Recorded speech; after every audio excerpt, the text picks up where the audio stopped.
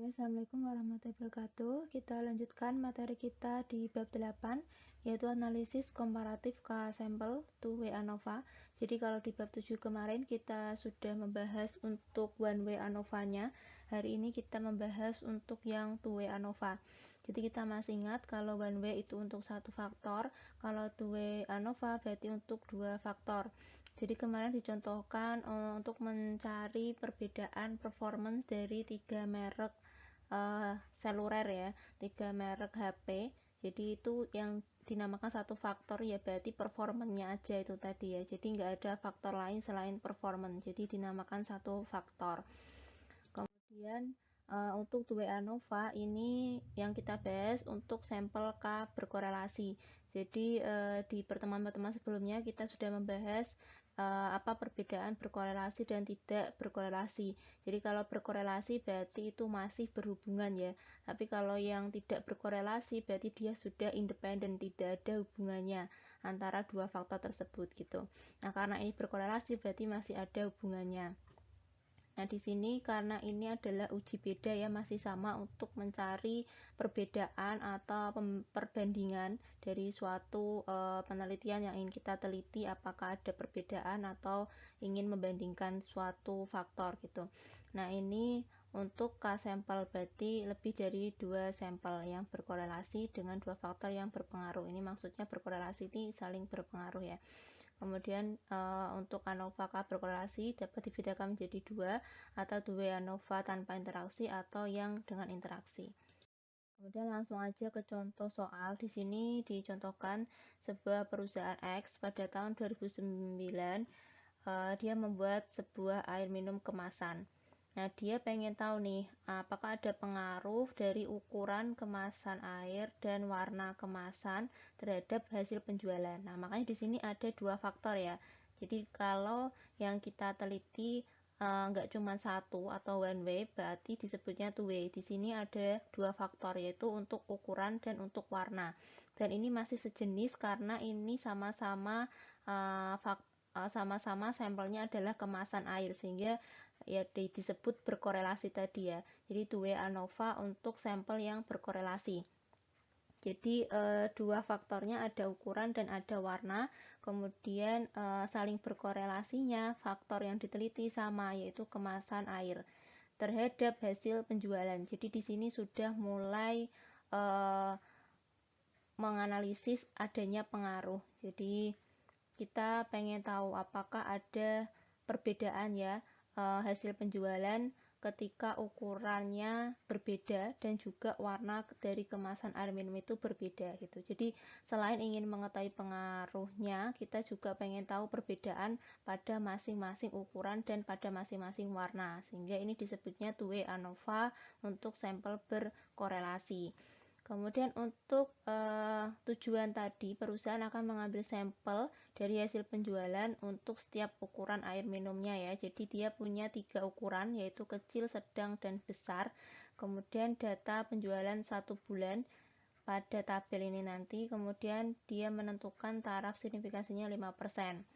Sehingga di sini ada dua pengujian nanti. Yang pertama pengen mengetahui apakah ada perbedaan dari rata-rata penjualan antara ukuran kemasan air minum yang berukuran kecil, sedang, dan besar. Yang kedua pengen mengetahui perbedaan dari rata-rata penjualan berdasarkan warna kemasan. Nah, kalau yang di ukuran tadi dibagi menjadi 3 kelompok, kecil, sedang, dan besar. Kalau warna di sini dibagi menjadi 4, yaitu merah, hijau, kuning, dan biru. Nah, datanya seperti ini. Untuk ukuran air minum ukuran kecil dengan warna merah, dia berhasil menjual 1.500. Kemudian nanti juga sama dengan warna kuning, ukuran besar 1.500. Nah, ini datanya. Gitu. Nah, kita pengen tahu apakah ada pengaruh atau tidak yang dipengaruhi yang berdasarkan tadi ya kelompoknya, ukuran dan juga warna. Di sini judul penelitian bisa ditulis perbandingan tingkat penjualan air minum berdasarkan ukuran dan warna di PTX tahun 2009. Kemudian variabelnya berarti tadi ada ukuran dan warna. Ini sebagai variabel independen. atau variabel bebas atau variabel X ya yang mempengaruhi. Kemudian variabel yang dipengaruhi adalah tingkat penjualan atau disebut sebagai variabel dependen. Rumusan masalahnya berarti kita pengen tahu apakah ada perbedaan dari penjualan air minum didasarkan dari ukuran dan warna kemasannya. Sampelnya tadi dia akan mengambil sampel dari yang sudah terjual, kemudian membuat hipotesis dalam uraian kalimat. Di sini H0 berarti berbunyi tidak ada perbedaan, kalau HA berarti berbunyi ada perbedaan. Berarti nanti hipotesisnya pun ada dua ya. Hipotesis yang pertama menunjukkan ada perbedaan atau enggak rata-rata penjualan berdasarkan ukuran. Kemudian kalau yang hipotesis yang kedua berarti apakah ada perbedaan hasil penjualan didasarkan dari warnanya. Kemudian kita membuat dalam model statistiknya ya. Berarti kalau H0 tidak sama dengan HA berarti sama dengan. Ini masih sama, berarti nanti juga ini ada dua ya model statistik ya karena hipotesisnya ada dua tadi untuk warna dan ukuran. Kemudian setelah signifikansinya alfanya 5%. Kaidah pengujiannya sama, H0 ditolak ketika F hitungnya lebih besar daripada F tabel atau sebaliknya sama. Kemudian langkahnya adalah kita membuat tabel penolong. Jadi tadi ya untuk datanya ini kepotong ukuran air minum 1, 2, dan 3 tadi kecil, sedang, dan besar ya. Kemudian warnanya 1, 2, 3, 4 ini berarti tadi ya warna hijau, kuning, merah, dan seterusnya tadi. Kemudian kita hitung untuk total X ke N nya dan kita hitung rata-ratanya. Total berarti ini total per barisnya ya, 1500 ditambah 1350 ditambah 1650 ditambah 1500 diperoleh angka 6000. Ke bawah juga sama. Nah kemudian rata-rata berarti ini 6000 dibagi ini ada 4 warna, 6000 dibagi 4 1500. Di bawah juga sama, 6350 dibagi 4 1588. Nah, ini lanjutannya. Kemudian setelah kita hitung per barisnya tadi, kita hitung per kolomnya. Ini total T. T untuk kolom ya. Berarti kita hitung 1, 2, 3 tadi ya ukurannya pada jenis warna yang pertama. Itu 4950, pada jenis kedua 4300 dan seterusnya. Kemudian rata-rata, berarti rata-ratanya 4950 ini dibagi 3. Karena tadi ukurannya ada 3 ya. Kecil, sedang, dan besar 1650 ini juga sama 4300 dibagi 3 1433,3. Jadi kalau sini dibagi 3, kalau yang ini tadi dibagi 4 karena ukuran ada, karena warna kemasannya ada 4. Kemudian setelah itu kita hitung total nilai pengamatan pada baris ke B. Kalau pada baris ke B, jadi nanti ini dihitung tadi ya 1500 ditambah 1350 ditambah 1650 ditambah 1500. Nanti angkanya adalah 6000.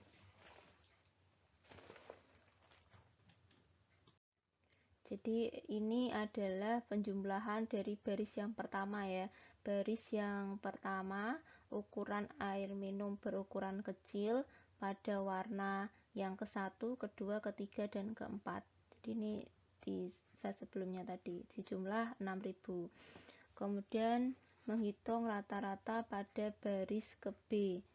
Jadi rata-ratanya ini SBC ini 6000 tadi ya, yang diperoleh pada baris yang pertama ini. Sampelnya BC dibagi dengan J-nya. J-nya ini berarti jenis dari warnanya ya. Jenis dari warnanya ada 4. Karena tadi yang di baris pertama ini ya 6000 dibagi 4 jenis, 4 tetap perolehlah X bar B-nya 1500. Kemudian kita mencari total nilai pengamatan pada kolom C. Ini kolom, jadi kalau yang ini itu baris tadi ya, baris itu berarti yang ke sini. Kemudian kalau kolom berarti yang ke sini, berarti ini.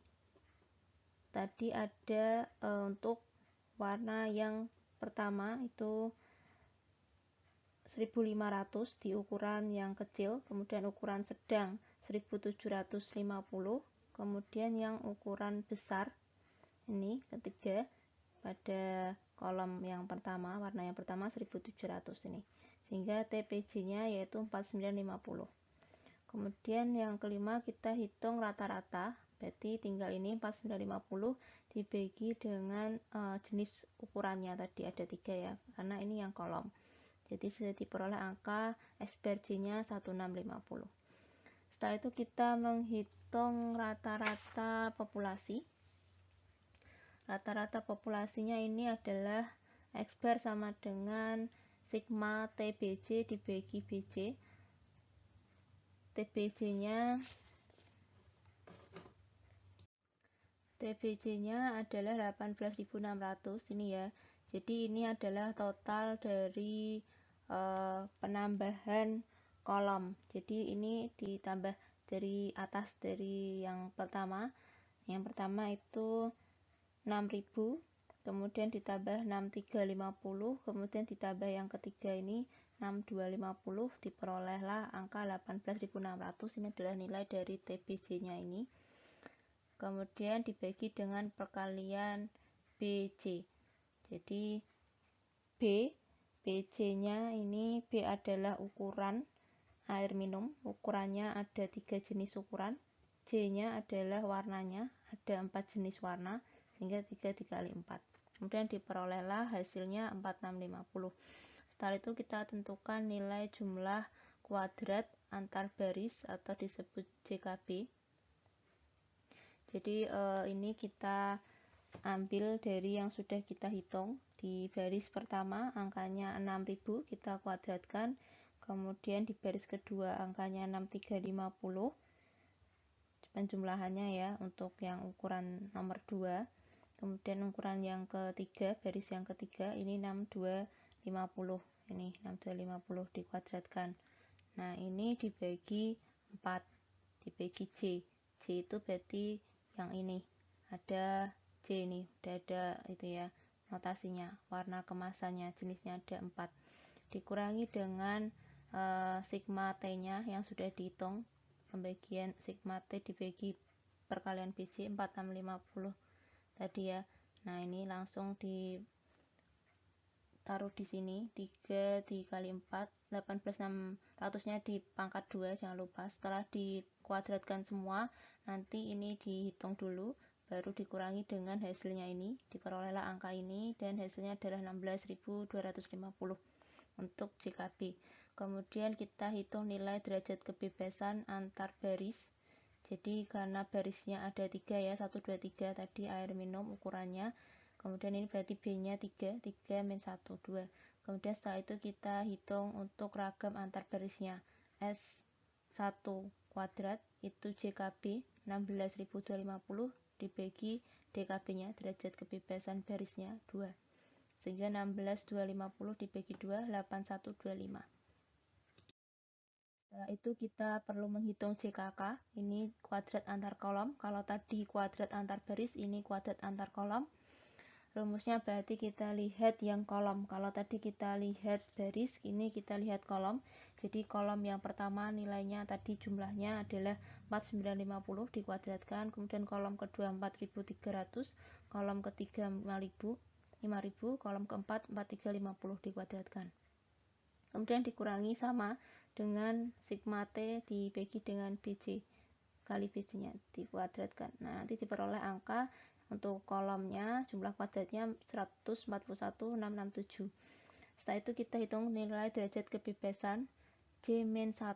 Ini untuk kolom ya. J berarti ini adalah untuk jumlah warnanya tadi, jenisnya ada 4, dikurangi 1 sama dengan 3.